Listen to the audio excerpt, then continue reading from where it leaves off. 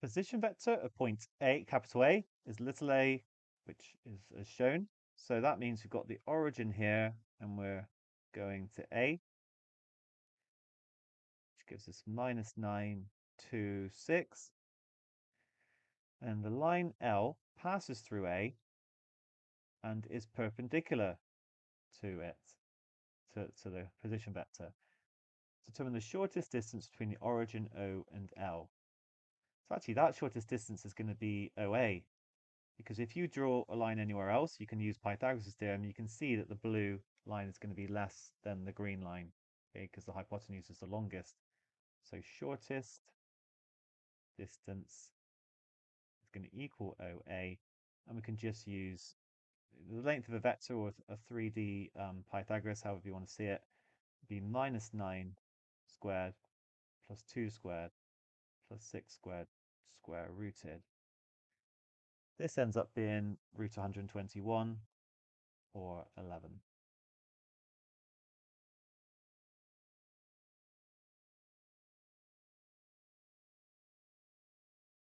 L is then also perpendicular to the vector B, where B is given by this. Find a vector which is perpendicular to both A and B. For this, we can construct the vector product. This is necessarily perpendicular to both. It can be shown that it can be written as the determinant with I, J, K along the first row. And we put in A, so -9, 2, 6, and B, -2, 1, 1. Expand this determinant along the first row, so I get I, and then 2, 6, 1, 1. Then it's -j because we alternate signs, or alternatively, you do -1 to the power of the row plus the column and times by it. So in this case, -1 to the power of 3. And then I get -9, 6, -2, 1. And back to plus k, -9, 2, -2, 1. This will give 2 times 1, -6 times 1, that would give me -4i. Then -9 plus 12 gives me 3, but then it's -3 because of the negative outside, -3j. Then -9 plus 4 gives me -5k. I could write it in vector form if I wanted. -4, -3, -5. That vector is perpendicular to both A and B. We're then asked to write an equation of L in vector form. So what we need is a vector that gets us onto the line, but we've already got that. That's going to be O to A, because A is on the line. And then once we're on the line, we just need to go in some direction by some multiple. And we know now that the vector perpendicular to both A and B, because they are both perpendicular to the line, this will actually be the direction vector for the line. So we just need to times by a scalar multiple of it. So lambda, for example. Now you can keep it as -4, -3, -5, but you can actually just switch around the signs to make it 4, 3, 5. So then they're all positive. If you stick with the negatives, that's absolutely fine. You'll just end up with the negative lambda for whatever my lambda is. So this is our vector equation of the line.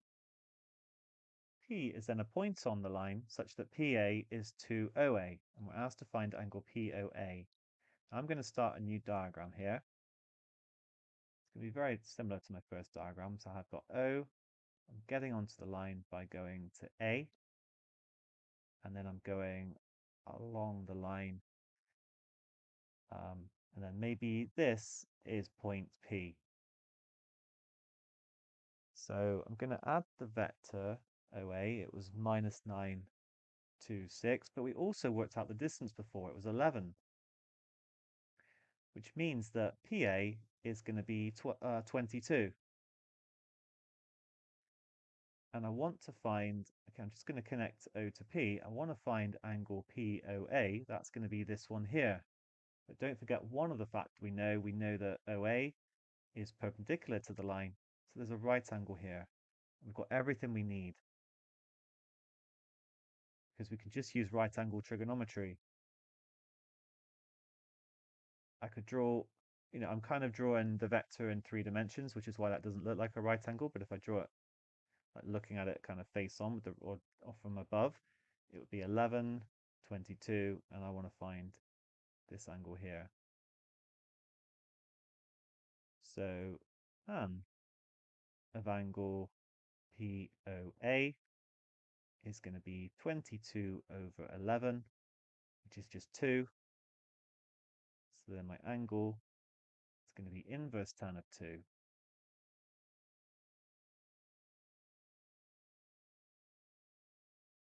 You can either give your answer in radians, 1.11,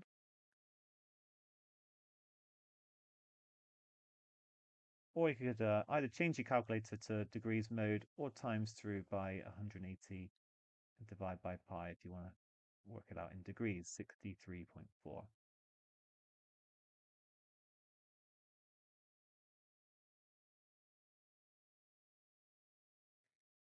Finally, party.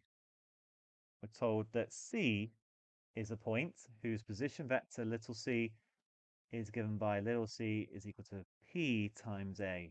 Okay, let's start the ball rolling. I've got my origin, and now I'm going along O. I'm going to sort of hit A somewhere, but that's not really going to come into it, but it's in the same direction. And then I'm going to get to C.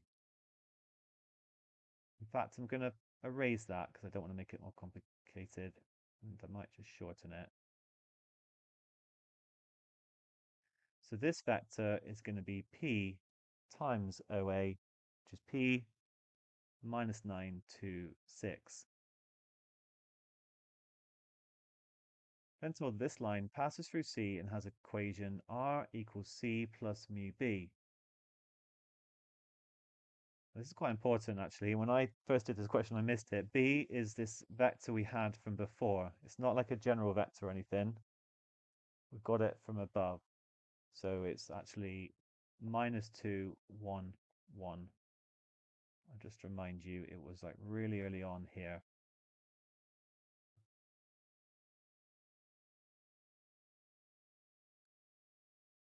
And then I'm told that the point with position vector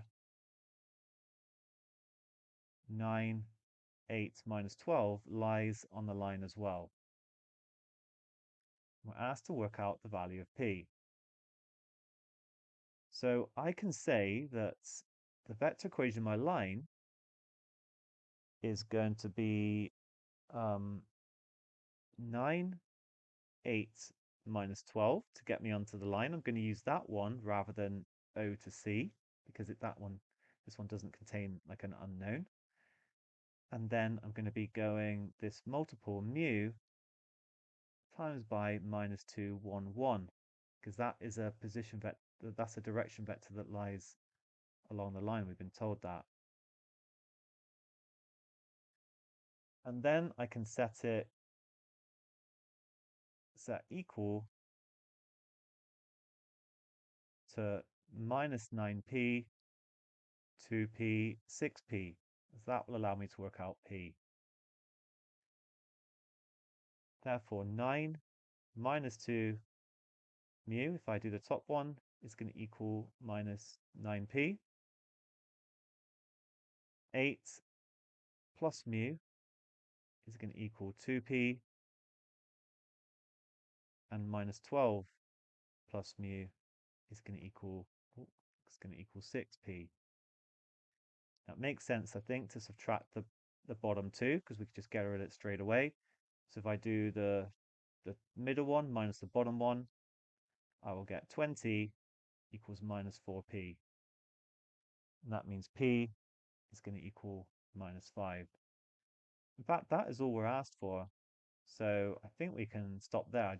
I would think it was a good idea to just check and check that everything is working out. So then if that is the case, then mu would equal minus 10 minus 8. It would equal minus 18. And if I put it back into the top one, I'd get 9 plus 36. And then I'd get minus 9 times minus 5, 45, and this is indeed correct. So everything is consistent, it all works out. P is minus 5, and we're done. So just be careful with this question. I think diagrams are the way to go. quite a few diagrams in fact, but we did the shortest distance, vector perpendicular to both A and B, which turned out to then be the direction vector for our line, which we then wrote. We got onto the line at A and then went along the direction vector by some scalar multiple of the direction vector we used. For D, actually, it was more of a, get a good diagram down and do some trig. And then a bit more involved for E, good diagram again. Use the 9, 8, minus 12 to get onto the line. That will make life a lot easier. Go along the direction vector of B, which we know. We've got our vector equation, set it equal to the position vector of C, and solve it, and everything works out. Well done.